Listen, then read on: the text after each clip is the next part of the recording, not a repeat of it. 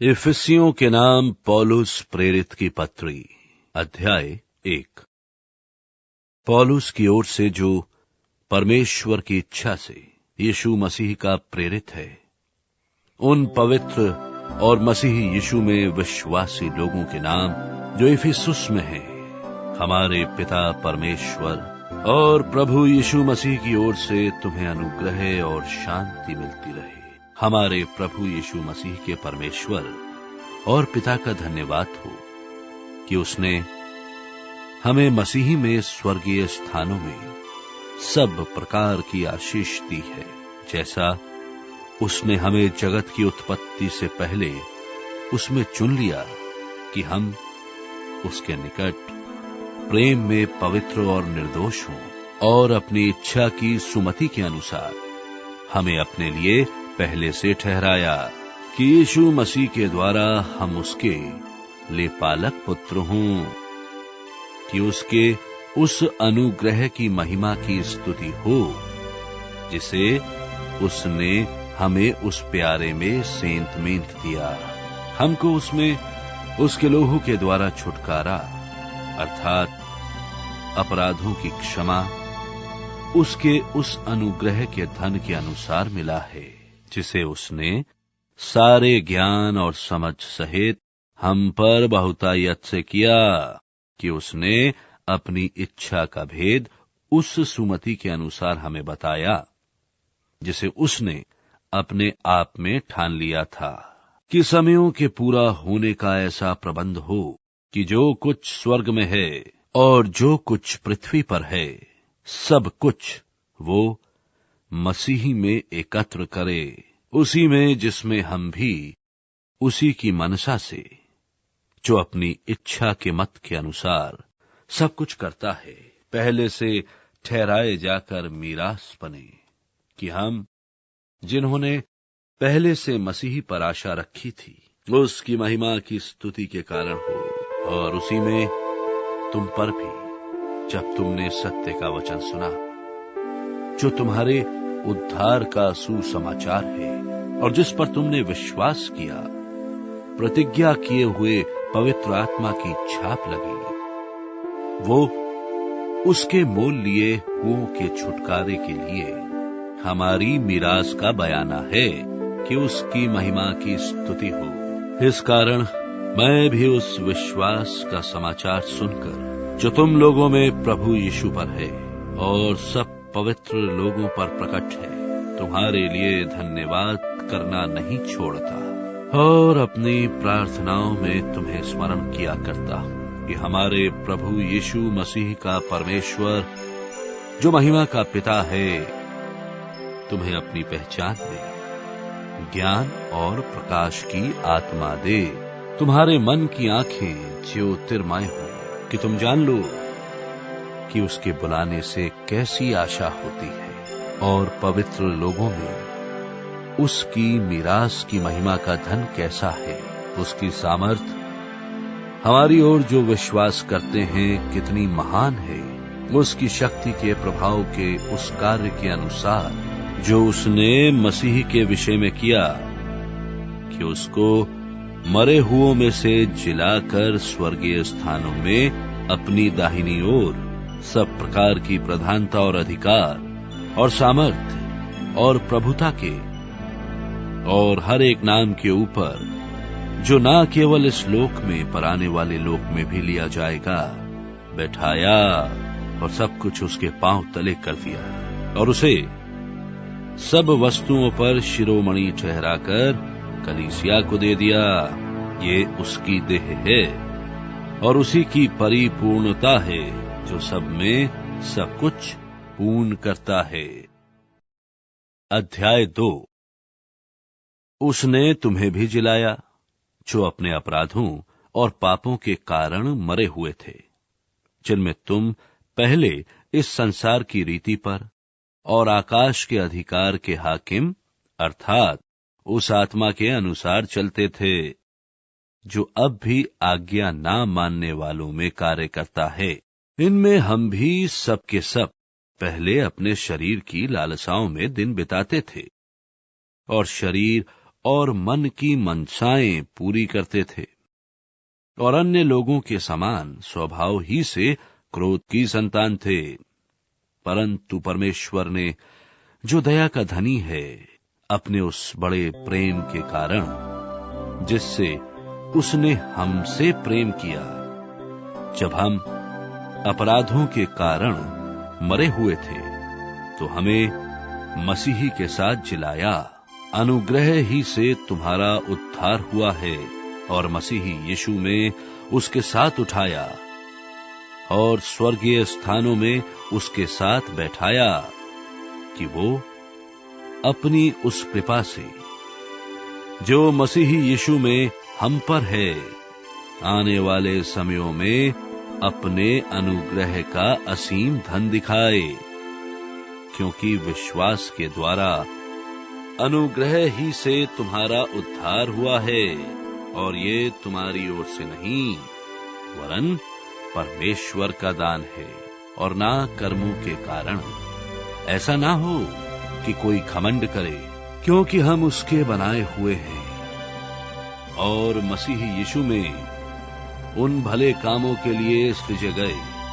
जिन्हें परमेश्वर ने पहले से हमारे करने के लिए तैयार किया। इस कारण स्मरण करो कि तुम जो शारीरिक रीति से अन्य जाति हो,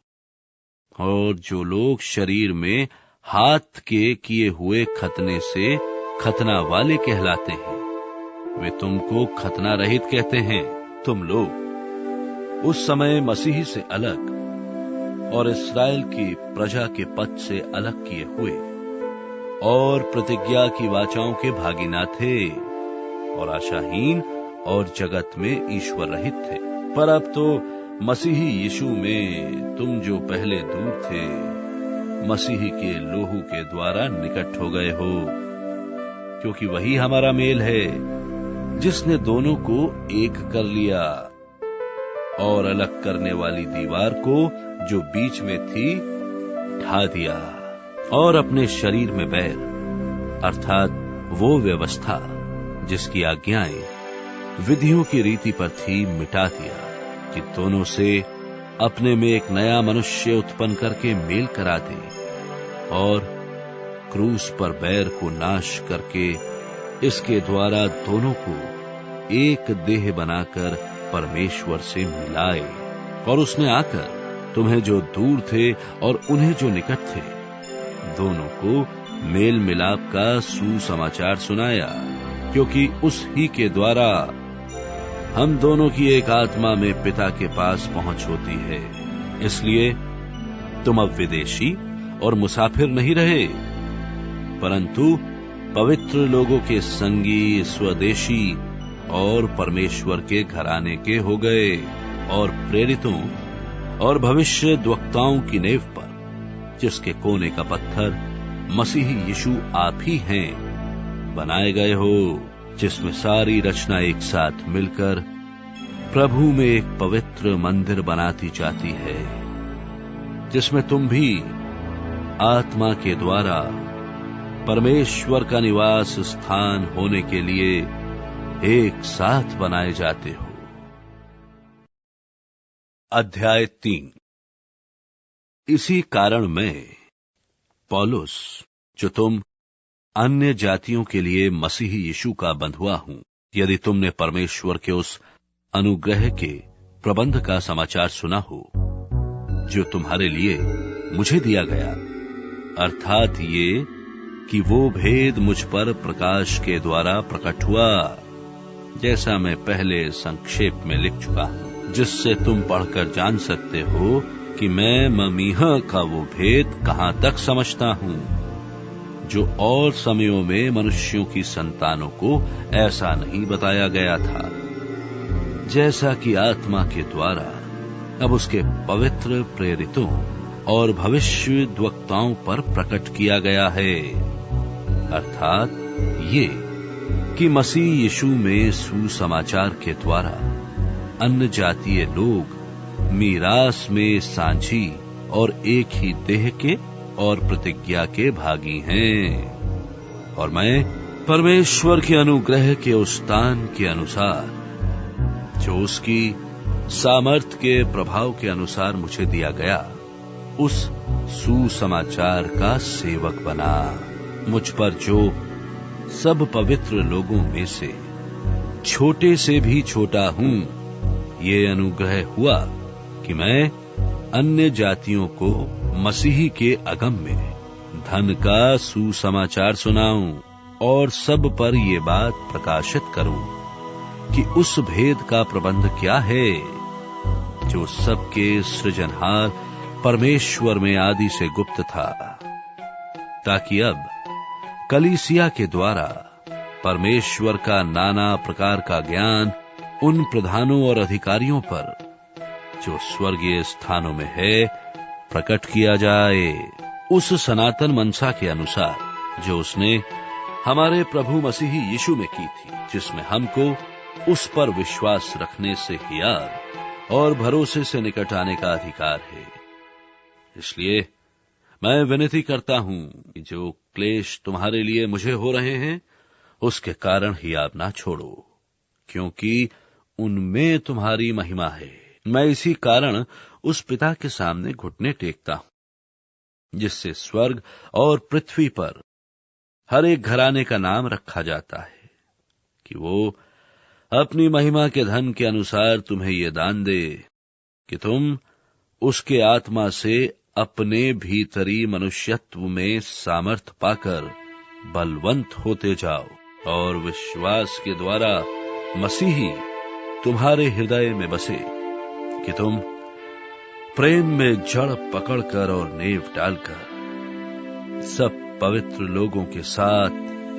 भली भांति समझने की शक्ति पाओ कि उसकी चौड़ाई और लंबाई और ऊंचाई और गहराई कितनी है, और मसीह के उस प्रेम को जान सको जो ज्ञान से परे है, कि तुम परमेश्वर की सारी भरपूरी तक परिपूर्ण हो जाओ। अब जो ऐसा सामर्थ्य है कि हमारी विनती और समझ से कहीं अधिक काम कर सकता है, उस सामर्थ्य के अनुसार जो हम में कार्य करता है, कलीसिया में और मसीही यीशु में, उसकी महिमा पीढ़ी से पीढ़ी तक युगानुयुग होती रहे। आमीन। अध्याय 4। सो मैं जो प्रभु में बंधुआ हूं, तुमसे विनती करता हूं कि जिस बुलाहट से तुम बुलाए गए थे उसके योग्य चाल चलो, अर्थात सारी दीनता और नम्रता सहित, और धीरज धरकर प्रेम से एक दूसरे की सह लो, और मेल के बंध में आत्मा की एकता रखने का यत्न करो। एक ही देह है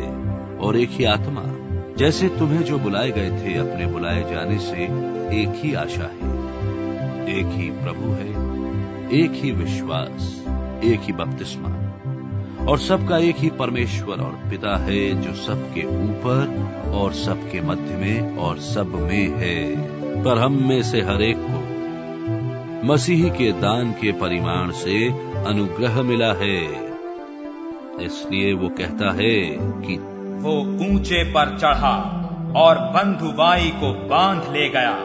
और मनुष्यों को दान दिए। उसके चढ़ने से और क्या पाया जाता है,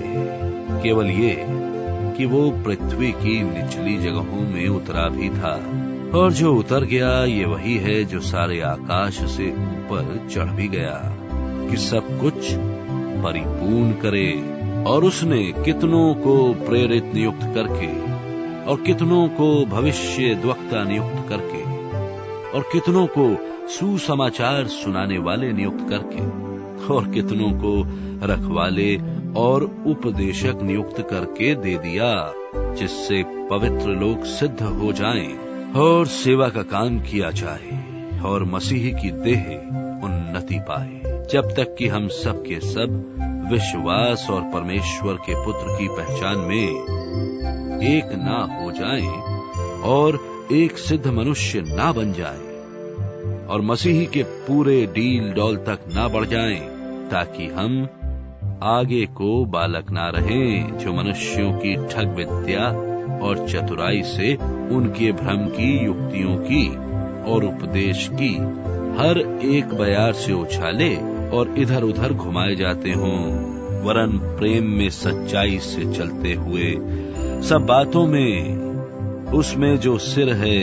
अर्थात मसीही में बढ़ते जाएं, जिससे सारी देह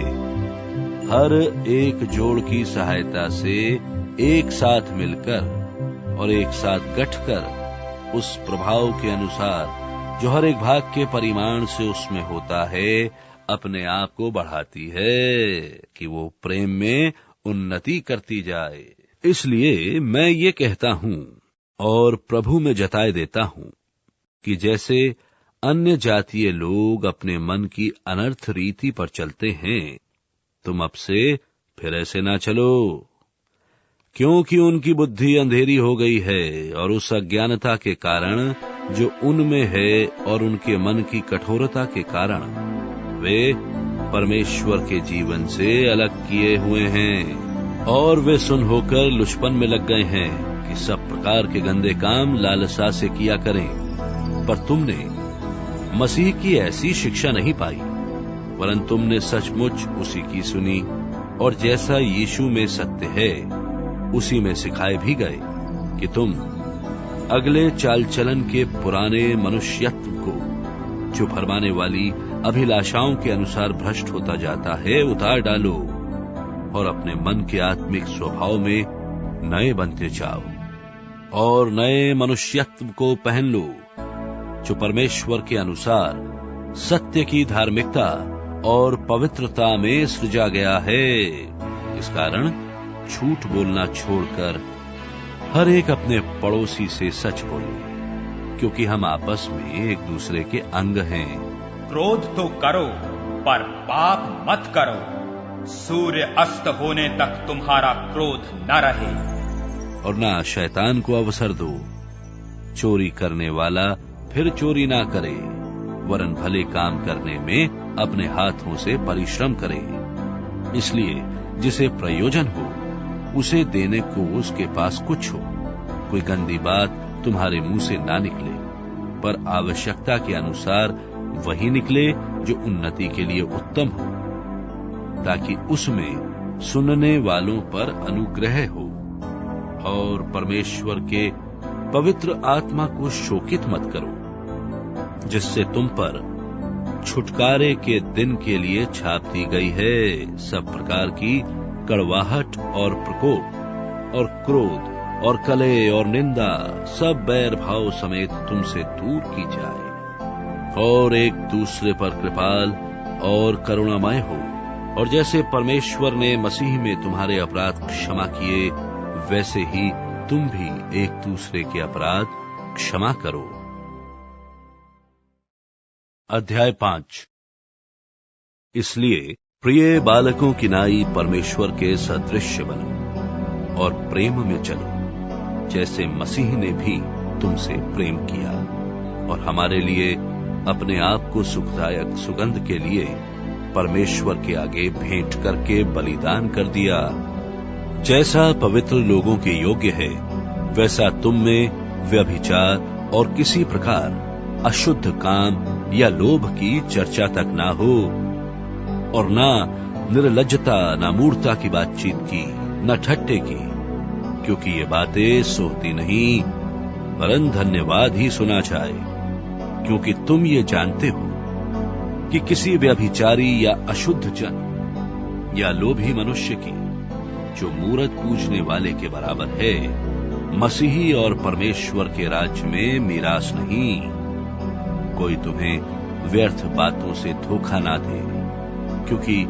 इन ही कामों के कारण परमेश्वर का क्रोध आज्ञा ना मानने वालों पर भड़कता है। इसलिए तुम उनके सहभागी ना हो, क्योंकि तुम तो पहले अंधकार थे, परंतु अब प्रभु में ज्योति हो। सो ज्योति की संतान की नाई चलो, क्योंकि ज्योति का फल सब प्रकार की भलाई और धार्मिकता और सत्य है। और ये परखो कि प्रभु को क्या भाता है, और अंधकार के निष्फल कामों में सहभागी ना हो, वरन उन पर उलाहना दो, क्योंकि उनके गुप्त कामों की चर्चा भी लाज की बात है। पर जितने कामों पर उलाहना दिया जाता है वे सब ज्योति से प्रकट होते हैं, क्योंकि जो सब कुछ को प्रकट करता है वो ज्योति है। इस कारण वो कहता है, हे सोने वाले जाग और मुर्दों में से जी उठ, तो मसीह की ज्योति तुझ पर चमकेगी। इसलिए ध्यान से देखो कि कैसी चाल चलते हो। निर्बुद्धियों की नाई नहीं, पर बुद्धिमानों की नाई चलो, और अवसर को बहुमोल समझो, क्योंकि दिन बुरे हैं। इस कारण निर्बुद्धि ना हो, पर ध्यान से समझो कि प्रभु की इच्छा क्या है, और दाख रस से मतवाले ना बनो, क्योंकि इससे लुचपन होता है। पर आत्मा से परिपूर्ण होते जाओ, और आपस में भजन और स्तुति गान और आत्मिक गीत गाया करो, और अपने अपने मन में प्रभु के सामने गाते और कीर्तन करते रहो, और सदा सब बातों के लिए हमारे प्रभु यीशु मसीह के नाम से परमेश्वर पिता का धन्यवाद करते रहो, और मसीह के भय से एक दूसरे के अधीन रहो। हे पत्नियों, अपने अपने पति के ऐसे अधीन रहो जैसे प्रभु के, क्योंकि पति पत्नी का सिर है, जैसे कि मसीह कलीसिया का सिर है, और आप ही देह का उद्धार करता है। पर जैसे कलीसिया मसीह के अधीन है, वैसे ही पत्नियां भी हर बात में अपने अपने पति के अधीन रहें। हे पतियों, अपनी अपनी पत्नी से प्रेम रखो, जैसा मसीह ने भी कलीसिया से प्रेम करके अपने आप को उसके लिए दे दिया, कि उसको वचन के द्वारा चल के स्नान से शुद्ध करके पवित्र बनाए, और उसे एक ऐसी तेजस्वी कलीसिया बनाकर अपने पास खड़ी करे,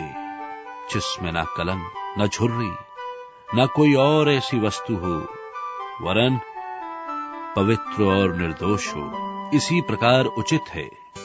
कि पति अपनी पत्नी से अपनी देह के समान प्रेम रखे। जो अपनी पत्नी से प्रेम रखता है वो अपने आप से प्रेम रखता है, क्योंकि किसी ने कभी अपने शरीर से बैर नहीं रखा, वरन उसका पालन पोषण करता है, जैसा मसीह भी कलीसिया के साथ करता है, क्योंकि हम उसकी देह के अंग हैं। इस कारण मनुष्य माता पिता को छोड़कर अपनी पत्नी से मिला रहेगा, और वे दोनों एक तन होंगे। ये भेद तो बड़ा है, पर मैं मसीही और कलीसिया के विषय में कहता हूं, पर तुम में से हर एक अपनी पत्नी से अपने समान प्रेम रखे, और पत्नी भी अपने पति का भय माने। अध्याय 6। हे बालकों, प्रभु में अपने माता पिता के आज्ञाकारी बनो, क्योंकि ये उचित है। अपनी माता और पिता का आदर कर, ये पहली आज्ञा है, जिसके साथ प्रतिज्ञा भी है कि तेरा भला हो और तू धरती पर बहुत दिन जीवित रहे। और हे बच्चे वालों, अपने बच्चों को रिस ना दिलाओ, परंतु प्रभु की शिक्षा और चेतावनी देते हुए उनका पालन पोषण करो। हे दासों, जो लोग शरीर के अनुसार तुम्हारे स्वामी हैं, अपने अपने मन की सिधाई से डरते और कांपते हुए जैसे मसीह की, वैसी ही उनकी भी आज्ञा मानो, और मनुष्यों को प्रसन्न करने वालों की नाई दिखाने के लिए सेवा ना करो, पर मसीह के दासों की नाई मन से परमेश्वर की इच्छा पर चलो, और उस सेवा को मनुष्यों की नहीं परंतु प्रभु की जानकर सुइच्छा से करो, क्योंकि तुम जानते हो कि जो कोई जैसा अच्छा काम करेगा, चाहे दास हो चाहे स्वतंत्र, प्रभु से वैसा ही पाएगा। और हे स्वामियों, तुम भी धमकियां छोड़कर उनके साथ वैसा ही व्यवहार करो, क्योंकि जानते हो कि उनका और तुम्हारा दोनों का स्वामी स्वर्ग में है, और वो किसी का पक्ष नहीं करता। निदान प्रभु में और उसकी शक्ति के प्रभाव में बलवंत बनो। परमेश्वर के सारे हथियार बांध लो कि तुम शैतान की युक्तियों के सामने खड़े रह सको, क्योंकि हमारा ये मल्ल युद्ध लोहू और मांस से नहीं, परंतु प्रधानों से और अधिकारियों से और इस संसार के अंधकार के हाकिमों से और उस दुष्टता की आत्मिक सेनाओं से है जो आकाश में है। इसलिए परमेश्वर के सारे हथियार बांध लो कि तुम बुरे दिन में सामना कर सको और सब कुछ पूरा करके स्थिर रह सको। सो सत्य से अपनी कमर कसकर और धार्मिकता की झिलम पहनकर और पांव में मेल के सुसमाचार की तैयारी के जूते पहनकर और उन सब के साथ विश्वास की ढाल लेकर स्थिर रहो, जिससे तुम उस दुष्ट के सब जलते हुए तीरों को बुझा सको। उद्धार का टोप और आत्मा की तलवार जो परमेश्वर का वचन है ले लो। हर समय और हर प्रकार से आत्मा में प्रार्थना और विनती करते रहो और इसीलिए जागते रहो कि सब पवित्र लोगों के लिए लगातार विनती किया करो, मेरे लिए भी, कि मुझे बोलने के समय ऐसा प्रबल वचन दिया जाए कि मैं हियाब से सुसमाचार का भेद बता सकूं, जिसके लिए मैं जंजीर से जकड़ा हुआ राजदूत हूं, और ये भी कि मैं उसके विषय में जैसा मुझे चाहिए हियाब से बोलूं। और तुखिकुस जो प्रिय भाई और प्रभु में विश्वास योग्य सेवक है, तुम्हें सब बातें बताएगा कि तुम भी मेरी दशा जानो कि मैं कैसा रहता हूं। उसे मैंने तुम्हारे पास इसीलिए भेजा है कि तुम हमारी दशा को जानो और वो तुम्हारे मनों को शांति दे। परमेश्वर पिता और प्रभु यीशु मसीह की ओर से भाइयों को शांति और विश्वास सहित प्रेम मिले, जो हमारे प्रभु यीशु मसीह से सच्चा प्रेम रखते हैं, उन सब पर अनुग्रह होता रहे।